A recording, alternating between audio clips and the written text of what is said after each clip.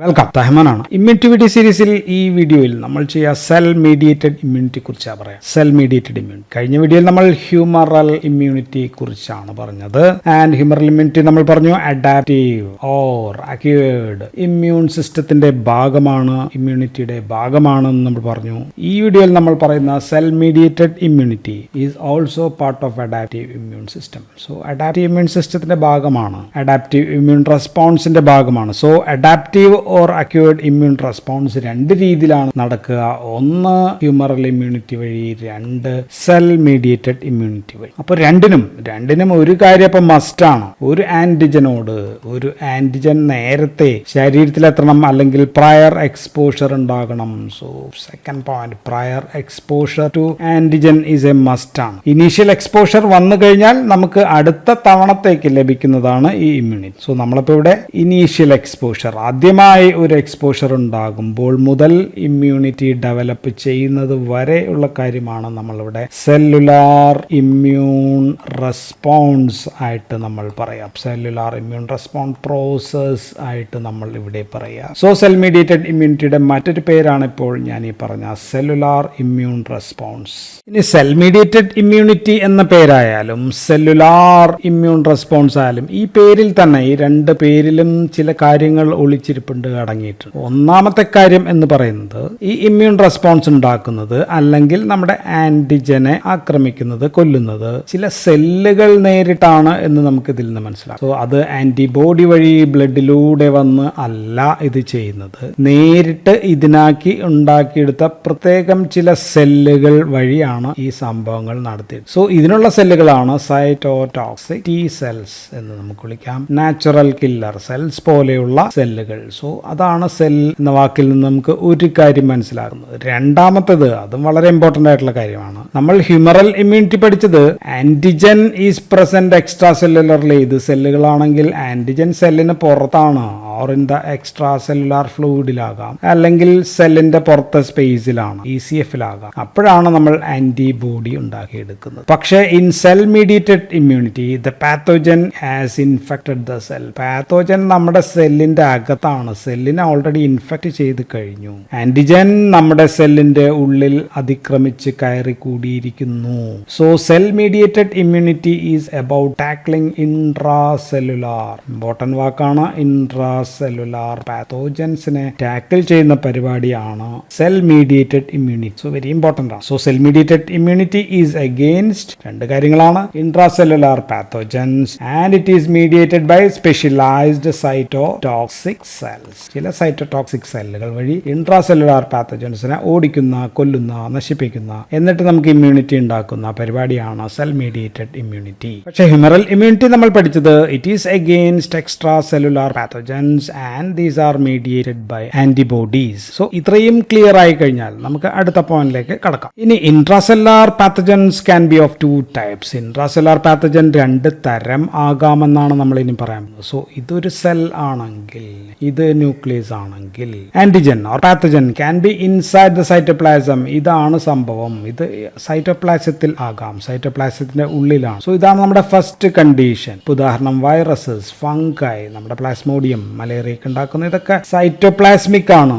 എല്ലാം ഇൻട്രാസെല്ലുലാർ ആണ്, പക്ഷേ സൈറ്റോപ്ലാസ്മിക് ആണ്. ഇനി മറ്റൊരു കണ്ടീഷൻ കൂടിയുണ്ട്, മറ്റൊരു സാധ്യത. Second one is antigen is inside the cell but it is inside the phagosome. ഇവിടെയാണ് ഇരിക്കുന്നത്, ഫാഗോസോമിന്റെ അകത്ത് ആണ് എങ്കിൽ ആന്റിജൻ സെല്ലിനകത്ത് കയറിയിട്ടുണ്ട്, പക്ഷെ അതിൽ നിന്ന് അവ ഫാഗോസോമിലേക്ക് എത്തിയിട്ടുണ്ട്. പക്ഷേ എങ്കിലും ഇവ ഇവിടെ സുരക്ഷിതമായിട്ട് ഇരിക്കുകയാണ്. സോ ഓർഗാനിസംസ് അങ്ങനെയൊക്കെയുള്ള ഉദാഹരണം ലിസ്റ്റീരിയ മോണോസൈറ്റോജൻസ് എന്ന് പറയുന്നതിന്റെ ലിസ്റ്റീരിയാസ്, ദെൻ മൈക്കോബാക്ടീരിയം ട്യൂബർകുലോസിസ്, അതെല്ലാം മൈക്കോബാക്ടീരിയ. സോ ലിസ്റ്റീരിയ, മൈക്കോബാക്ടീരിയ, ഇതെല്ലാം ഇങ്ങനെയാണ് ഇരിക്കുക. സോ രണ്ട് കണ്ടീഷൻ. സോ രണ്ടും ഇൻട്രാസെല്ലുലാർ ആണെങ്കിലും ഇതിന് രണ്ടിനോടും നമുക്ക് ഒരേ നിലപാട് എടുക്കാൻ പറ്റുമോ? ഇല്ല.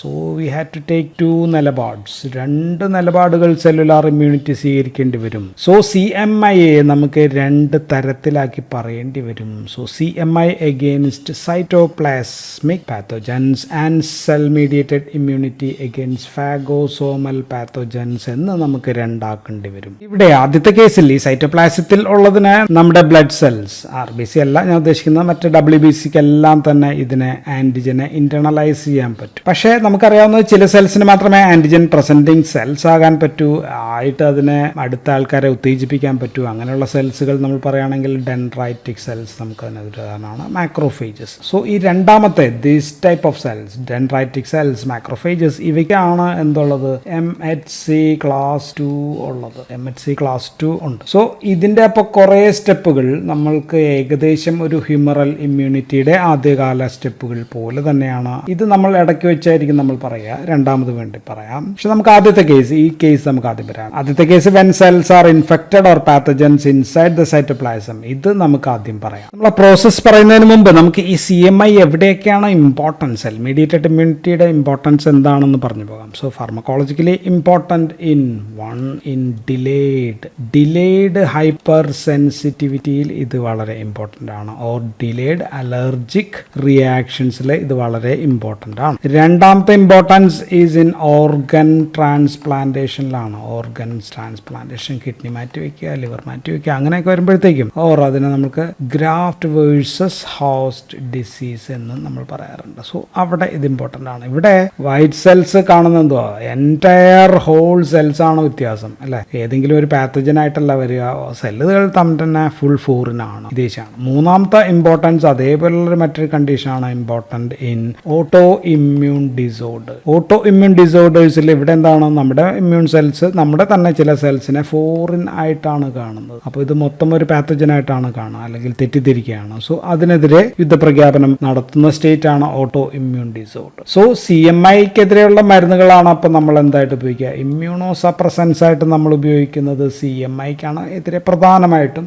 ഓഫ് കോഴ്സ് ഹ്യൂമറൽ ഇമ്മ്യൂണിറ്റിയുടെ കുറച്ച് ഭാഗങ്ങൾ വന്നേക്കാം, ഓക്കെ. എങ്കിലും പ്രധാനമായിട്ടും സെൽ മീഡിയേറ്റഡ് ഇമ്മ്യൂണിറ്റിക്ക് എതിരായിട്ടാണ് നമ്മൾ വർക്ക് ചെയ്യുക. അപ്പോൾ നമുക്ക് ആദ്യം സ്റ്റെപ്സ് ഒന്ന് പറഞ്ഞിട്ട് നമുക്ക് ഡീറ്റെയിലേക്ക് പോകാം. സോ നമ്മൾ ഹ്യൂമറൽ ഇമ്മ്യൂണിറ്റിയിൽ പറഞ്ഞ അതേ സ്റ്റെപ്പുകളൊക്കെ തന്നെയാണ് സ്റ്റെപ്സ് ആയിട്ട് പറയാം. പക്ഷേ സെല്ലുകളിൽ ചെറിയ വ്യത്യാസം ഉണ്ടെന്ന് മാത്രമേ ഉള്ളൂ.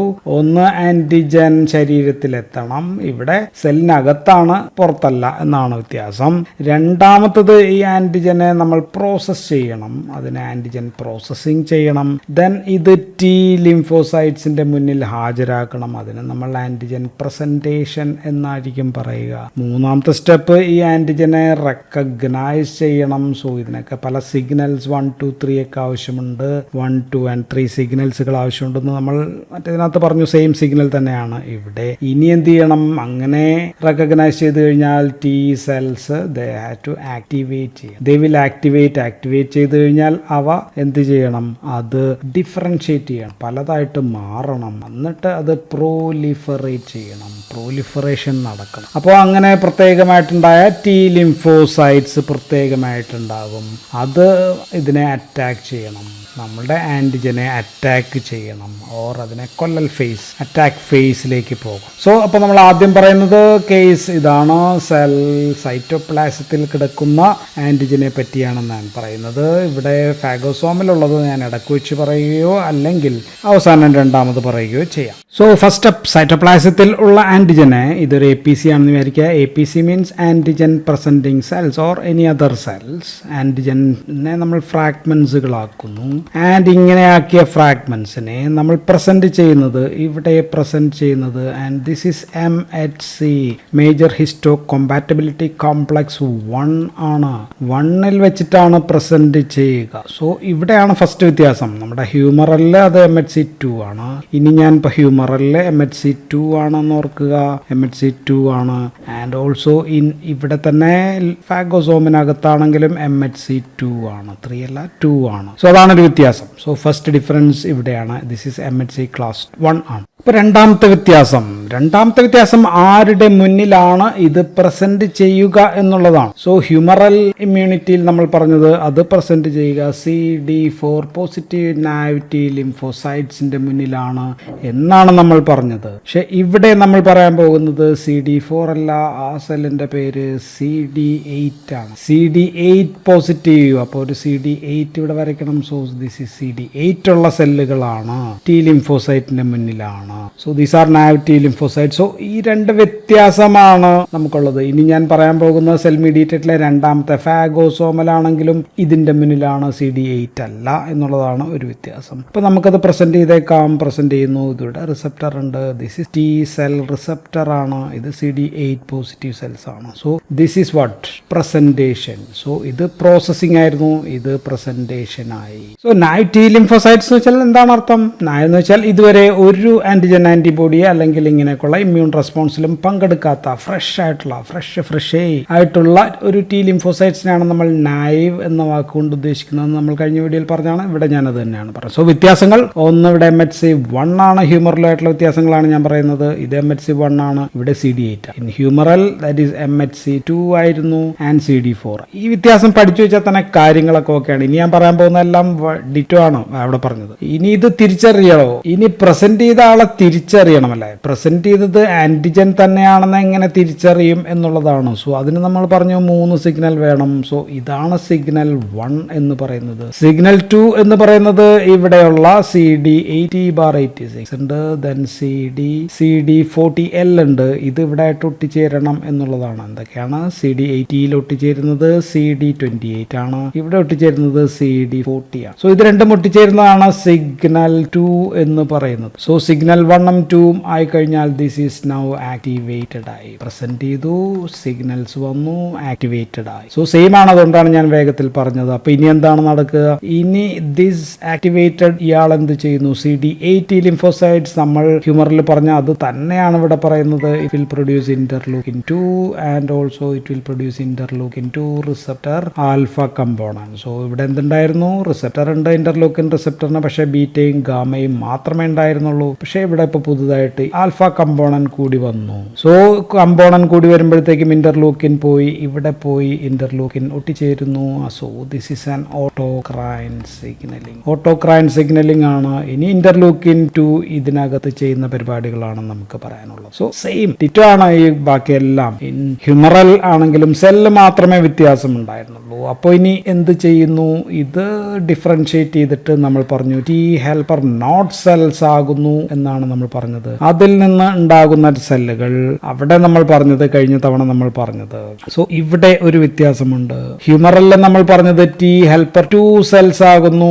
അത് പ്ലാസ്മ സെൽ അല്ലെങ്കിൽ ബീറ്റാ സെല്ലിനെ ഉത്തേജിപ്പിച്ചിട്ട് പ്ലാസ്മ സെൽ ആകുന്നു എന്നാണ് നമ്മൾ പറഞ്ഞത്. പക്ഷെ ഇവിടെ ഇൻ സെൽ മീഡിയേറ്റഡ് ഇമ്മ്യൂണിറ്റിയിൽ ഇവിടെ നിന്നുണ്ടാകുന്നത് this is cytotoxic T cells ആണ്. സോ അതിന് നമുക്ക് ടി സൈറ്റോക്സിക് TC എന്നാണ് നമ്മൾ എഴുതുക. സോ ഇതാണ് ഇവിടെയുള്ള വ്യത്യാസം. CD4 ആയിരുന്നെങ്കിൽ ഇങ്ങനെ ഉണ്ടായി അങ്ങ് പോകാമായിരുന്നു. ടി ഹെൽപ്പർ അങ്ങനെ ഉണ്ടായി പോകായിരുന്നു. ഇവിടെ സോ നൗ സെൽ മീഡിയേറ്റഡ് ഇമ്മ്യൂണിറ്റിയിൽ ഉണ്ടാകുന്നത് സൈറ്റോടോക്സിക് ടി സെൽസ് ആണ്. ഇതിൽ നിന്ന് നമുക്ക് സപ്രസർ ടി സെൽസ് ഉണ്ടാക്കാം, നാച്ചുറൽ കില്ലർ സെൽസ് ഒക്കെ ഉണ്ടാക്കിയെടുക്കാം. സോ ഇവിടെ ടി സെൽസ് ആണ് ഉണ്ടാകുന്നത്. ഇവിടെ ടി ഹെൽപ്പർ സെൽസ് ആയിരുന്നു. അതിൽ നിന്ന് ബീറ്റാ സെൽ ഉത്തേജിപ്പിച്ചിട്ടാണ് പ്ലാന്റിജൻ ഒക്കെ ഉണ്ടായി വരുന്നത്. ഇതാണ് വ്യത്യാസം. ഇവിടെ CD4 പകരം CD8 ആയിരുന്നു, CD8 പകരം CD4 ആയിരുന്നു അവിടെ എന്നുള്ളതാണ് വ്യത്യാസം. ഈ വ്യത്യാസം മനസ്സിലാക്കി കഴിഞ്ഞാൽ പിന്നെ ബാക്കി സ്റ്റെപ്പുകളൊക്കെ ഓക്കെ. സോ ഈ ഉണ്ടാകുന്ന cell now cytotoxic natural killer cells ഉണ്ട്, ദെൻ സപ്രസർ സെൽസ് ഉണ്ട്, സൈറ്റോടോക്സിക് ടി സെൽ. സോ ഈ സെല്ലുകൾക്ക് പാത്തോജൻ ഉള്ള നമ്മുടെ മറ്റേ സെല്ലുകളെ ഓടിപ്പിടിച്ച് കണ്ടുപിടിക്കാനായിട്ട് പറ്റും. ആൻഡ് ഈ സെൽസ് കൂടുതലായിട്ട് നാച്ചുറൽ കില്ലർ സെൽസ് പോലുള്ള ഈ സെല്ലുകൾ കൂടുതൽ ഇഷ്ടം പോലെ ധാരാളമായിട്ടുണ്ടാകുന്നു. Now they are ready for attack. അപ്പൊ നമ്മൾ മനസ്സിലാക്കേണ്ടത് ഇത് കൊല്ലേണ്ടത് ആരെയാണ്? നമ്മുടെ തന്നെ സെല്ലിലുള്ള ഇതിനെയാണ് അല്ലെ. അപ്പോ സാധാരണ രീതിയിൽ നമ്മുടെ സെല്ലിനെ കൊല്ലാനായിട്ട് നമുക്ക് ആഗ്രഹമില്ല എങ്കിലും നമുക്കതിനെ ചിലപ്പോൾ കൊല്ലേണ്ടി വരും. സോ അപ്പൊ നമ്മൾ ചെയ്യുന്നത് the cell will activate extrinsic system, extrinsic pathway of apoptosis ആണ്. അപ്പോപ്റ്റോസിന്റെ എക്സ്ട്രിൻസിക് പാത്വേയെ സ്റ്റിമുലേറ്റ് ചെയ്യുന്ന പരിപാടിയായിരിക്കും ഇത് ചെയ്യുക. സോ ഇത് നിർബന്ധിച്ച് ഇതിനെ അങ്ങ് കൊല്ലുകയാണ്. So this cell will undergo apoptosis. Okay, ഇല്ലെങ്കിൽ ഇത് പുറത്താണെങ്കിൽ വേറെ പല രീതിയിൽ ചെയ്യാം. ഒന്ന് പെർഫോറിൻസ് എന്ന് പറയുന്ന സംഭവങ്ങൾ ഉണ്ടാക്കാം. സോ പെർഫോറിൻസ് ഉണ്ടാക്കിയിട്ട് ഇത് തുളച്ചിട്ട് അതിനെ കൊല്ലാനായിട്ട് പറ്റും. ദെൻ അതർ സൈറ്റോടോക്സിക്, മറ്റ് സൈറ്റോടോക്സിക് സാധനങ്ങളെ വിട്ടും ഇതിനെ കൊല്ലാനായിട്ട് ശ്രമിക്കും. സോ പല വിദ്യകളും natural killer cells or the cytotoxic T cells സ്വീകരിക്കും. അങ്ങനെ ഇതിനെ കൊല്ലാനായിട്ട് പറ്റും. സോ ഇതാണ് ലാസ്റ്റ് സ്റ്റെപ്പ്, കില്ലിംഗ് ഫേസ്. ഇത് ഡിഫറൻസിയേഷൻ ഫേസ് ആണ്. സോ ഉണ്ടാവുന്നത് സൈറ്റോടോക്സിക് ടി സെല്ലാണ് എന്നുള്ളതാണ് സെൽ മീഡിയേറ്റഡ് ഇമ്മ്യൂണിറ്റിയിൽ ഇമ്മ്യൂണിറ്റിയിലെ ഇവിടെ പ്രധാനപ്പെട്ട വ്യത്യാസം. ഇനി ഇൻട്രാസെല്ലാർ തന്നെയാണ് സെൽ മീഡിയേറ്റഡ് ഇമ്മ്യൂണിറ്റിയുടെ രണ്ടാമത്തെ തരമാണ് ഞാൻ പറയുന്നത്. These are intracellular. പക്ഷേ ഇതുള്ളത് this is inside the phagosome ആണെങ്കിൽ സ്റ്റെപ്പ് ഞാൻ പറഞ്ഞു, അവിടെ MHC ക്ലാസ് 2ലാണ് പ്രസന്റ് ചെയ്യുക. MHC ക്ലാസ് 2 പ്രസന്റ് ചെയ്യുന്ന സെൽ എന്ന് പറയുന്നത് അത് CD4 പോസിറ്റീവ് ആണ്. സോ സംഭവങ്ങൾ ബാക്കിയെല്ലാം സെയിം ആണ്. ഇവിടെ ഉള്ളത് ഒട്ടിപ്പിടിക്കൽ എല്ലാം റിസപ്റ്റേഴ്സ് എല്ലാം സെയിം ആണ്. സോ ഇവിടെ CD4 ആണെന്നുള്ളതാണ് ഒരു വ്യത്യാസം. രണ്ടാമത്തെ വ്യത്യാസം, ഇത് ഡിഫറൻഷിയേറ്റ് ചെയ്ത് ആക്ടിവേറ്റ് ചെയ്ത് ഇന്റർലൂക്കിനൊക്കെ വഴി ഉണ്ടാകുന്നത് T ഹെൽപ്പർ സെൽസ് ആയിരിക്കും. T ഹെൽപ്പർ നോട്ട് സെൽസ് ആയിരിക്കും ആദ്യം. ഇതിൽ നിന്നുണ്ടാകുന്നത് T ഹെൽപ്പർ 1 സെൽസ് ആണ്. So in cell mediated immunity if the pathogen is in the phagosome ഉണ്ടാകുന്ന സെൽ T ഹെൽപ്പർ 1 സെൽസ് ആണ്. And this T helper 1 cells can produce a very serious dangerous interferon gamma എന്ന് പറയുന്ന സാധനം ഉണ്ടാക്കാം. സോ interferon ഗാമയാണ് T helper 1 സെൽസിൽ നിന്നുണ്ടാകുന്നത്. ആൻഡ് ദീസ് ഇന്റർഫെറോൺ ഗാമ ഇത് ചെയ്യാൻ പറ്റുന്നത്, ഒന്ന് ഇവിടെ ലൈസോസോം ഉണ്ട് അല്ലെ, ലൈസോസോം. സോ ലൈസോസോമിനോട് പറഞ്ഞ് ഇവിടെ ഫ്യൂഷൻ, ലൈസോസോമിനെ കൂടി fusion and also these interferon ഗാമയും കൂടി വന്നു കഴിയുമ്പോഴത്തേക്കും ഈ സെല്ലിനെ ഇതിനകത്ത് വെച്ച് തന്നെ കൊല്ലാനായിട്ട് പറ്റും. സോ ഇതാണ് സെൽ മീഡിയേറ്റഡ് ഇമ്മ്യൂണിറ്റിയിലെ രണ്ടാമത്തെ തരം. ഇൻട്രാ ഫാഗോസോമൽ ആണെങ്കിൽ ഇങ്ങനെയാണ് ചെയ്യുക. അല്ലെങ്കിൽ ദിസ് ക്യാൻ മറ്റ് സെൽ സൈറ്റോകൈൻസ് ഒക്കെ റിലീസ് ചെയ്തിട്ടും കൊല്ലാനായിട്ട് പറ്റും. ഓർ ഫൈനലി ഒന്നും നടന്നില്ലെങ്കിൽ ഈ സെല്ലിനെ നശിപ്പിക്കാനും പറ്റും. സോ ഇതാണ് വ്യത്യാസം. സോ ഇവിടെ നമ്മൾ നോക്കേണ്ടത്, ഉണ്ടാകുന്നത് CD4 പോസിറ്റീവ് ആണ്, ഉണ്ടാകുന്നത് T ഹെൽപ്പർ നോട്ട് സെൽസ് ആണ്. അതിൽ നിന്ന് T ഹെൽപ്പർ 2 ആണെങ്കിലാണ് നമ്മൾ പറഞ്ഞത് മറ്റേ ഇതിനകത്തേക്ക് പോകുക, B ലിംഫോസൈറ്റിലേക്ക് പോകുക. ഇവിടെ T ഹെൽപ്പർ 1 സെൽസ് ആണ്, അതാണെങ്കിൽ ഇന്റർഫെറോൺ ഗാമയാണ് ഉണ്ടാക്കുക. So this is the difference. ഇപ്പൊ നിങ്ങളുടെ മനസ്സിലുള്ള ചോദ്യം, സെൽ മീഡിയേറ്റഡ് ഇമ്മ്യൂണിറ്റി ഇങ്ങനെ കൊന്നിട്ടെന്താ കാര്യം, നമുക്ക് ഇമ്മ്യൂണിറ്റി എവിടെ, അടുത്ത തവണ വരുമ്പോഴത്തേക്കും ഇമ്മ്യൂണിറ്റി എവിടെ എന്നുള്ളതാണെങ്കിൽ രണ്ട് കാര്യങ്ങൾ ഞാൻ പറയാം. ആദ്യം ഒന്ന് സപ്രസർ T സെൽസിനെ കുറിച്ചൊന്ന് പറഞ്ഞിട്ട് പോയേക്കാം. സപ്രസർ T സെൽസ് ചെയ്യുന്നത് ഈ വ്യാപകമായിട്ടുള്ള കൊലയിൽ നമ്മുടെ സെൽസ് നമ്മുടെ തന്നെ സെല്ലുകളെ നശിപ്പിക്കാതിരിക്കാൻ പരമാവധി സൈറ്റോടോക്സിക് T സെൽസിനെ ഒന്ന് സപ്രസ് ചെയ്യുക എന്നുള്ളതാണ് ഈ സപ്രസർ T സെൽസ് കൊണ്ട് ഇവിടെ കൺട്രോൾ ചെയ്യുക. So it's an auto regulating cells ആണെന്ന് വേണമെങ്കിൽ പറയാം. രണ്ടാമത്തത് സപ്രസർ മാത്രമല്ല ഉണ്ടാകുന്നത്, മെമ്മറി T സെൽസ് കൂടി ഉണ്ടാകുന്നുണ്ട് എന്നോർക്കും. സോ സെൽ ഡിഫറൻഷിയേറ്റ് ചെയ്യുമ്പോൾ there are memory T cells ഉണ്ട്. സോ അതിൽ നിന്നുണ്ടാകുന്ന സൈറ്റോടോക്സിക് T സെൽസ് ഉണ്ടാക്കാം. സോ മെമ്മറി T സെൽസ് രണ്ടാമത്തെ കേസ്. വെൻ റീ ഇൻഫെക്ഷൻ അല്ലെങ്കിൽ സബ്സിക്വന്റ് ഇൻഫെക്ഷൻ വരുമ്പോൾ അത് പോയി മെമ്മറി T സെൽസിന്റെ ഇവിടെ പോയി പിടിക്കുകയും അതിനെ സ്റ്റിമുലേറ്റ് ചെയ്തിട്ട് വീണ്ടും അതിൽ നിന്ന് സൈറ്റോടോക്സിക് T സെൽസ് ഉണ്ടായിട്ട് കൊലയായിരിക്കും. സോ ഇങ്ങനെയാണ് നമുക്ക് ഇമ്മ്യൂണിറ്റി കിട്ടുക. ആൻഡ് ഇമ്മ്യൂൺ പ്രോസസ്, അതിനെ മൊത്തം നശിപ്പിക്കുന്ന പ്രോസസ് മറ്റേ രീതിയിലായിരിക്കും നടക്കുക. സോ ഡിഫറൻഷിയേറ്റ് ചെയ്യുമ്പോൾ മെമ്മറി സെൽസ് ഉണ്ടാകുന്നുണ്ട് എന്നുള്ളതാണ് ഇവിടെ പ്രധാനപ്പെട്ട കാര്യം. സോ അപ്പോൾ നമ്മൾ പറഞ്ഞത് അഡാപ്റ്റീവ് ഇമ്മ്യൂൺ സിസ്റ്റം ആണ് നമ്മൾ പറഞ്ഞത്. നമ്മൾ ആദ്യം ഹ്യൂമറൽ പറഞ്ഞു, രണ്ടാമത് നമ്മൾ സെൽ മീഡിയേറ്റഡ് ഇമ്മ്യൂണിറ്റി പറഞ്ഞു. ആൻഡ് ഹ്യൂമറലിൽ നമ്മൾ പ്രധാനമായിട്ടും MHC ക്ലാസ് ഒന്ന് ഓർത്ത് വെച്ചേക്കുക, MHC ക്ലാസ് 2 ആണ് നമ്മൾ പറഞ്ഞത്. ആൻഡ് ദിസ് ഇസ് CD4, അതുവഴിയാണ് ലാസ്റ്റ് B ലിംഫോസൈറ്റിലെത്തുക, ആന്റിബോഡി ഉണ്ടാക്കുക. ഇവിടെ MHC ക്ലാസ് 1 ആണെന്ന് ഓർക്കുക.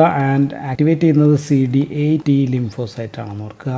ആൻഡ് ഇവിടെ ഉണ്ടാകുന്ന സെല്ലുകൾ T ഹെൽപ്പർ നോട്ട് സെൽസിൽ നിന്നുണ്ടാകുന്നത് T ഹെൽപ്പർ 2 സെൽസ് ആയിരുന്നു. ഇവിടെ ഉണ്ടാകുന്നത് സൈറ്റോടോക്സിക് T സെൽസ് ആണ് ഉണ്ടാവുക എന്നുള്ളതാണ്. ആൻഡ് ഇവിടെ രണ്ടാമത്തെ കേസിൽ സെൽ മീഡിയേറ്റഡ് ഇമ്മ്യൂണിറ്റി തന്നെ ഫാഗോസോമിലാണെങ്കിൽ ഉണ്ടാകുന്നത് നമ്മൾ പറഞ്ഞു T ഹെൽപ്പർ 1 സെൽസിൽ നിന്ന് ഇന്റർഫെറോൺ ഗാമ പോലെയുള്ള സംഭവങ്ങളായിരിക്കും. സോ ഇതൊക്കെയാണ് വ്യത്യാസങ്ങൾ. സോ ഐ ഹോപ്പ് സംഭവങ്ങൾ ഇന്റർ കണക്റ്റഡ് ആണ് ഹൈലി. അതുകൊണ്ട് തന്നെ എനിക്ക് ചേർത്ത് പറഞ്ഞു പോകാനേ പറ്റൂ. ഒറ്റയ്ക്ക് പറഞ്ഞു കഴിഞ്ഞാൽ നിങ്ങൾക്കത് മറ്റേതുമായിട്ടുള്ള വ്യത്യാസം മനസ്സിലാവില്ല. സോ സംഭവങ്ങൾ പഠിക്കാൻ നമുക്ക് വ്യത്യാസങ്ങൾ പഠിക്കുക എന്നുള്ളതാണ് ഏറ്റവും important. So that's all in this video. Thank you for watching.